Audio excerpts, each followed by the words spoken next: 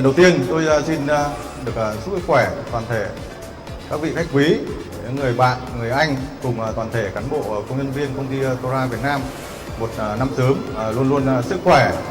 hạnh phúc và tràn đầy niềm vui.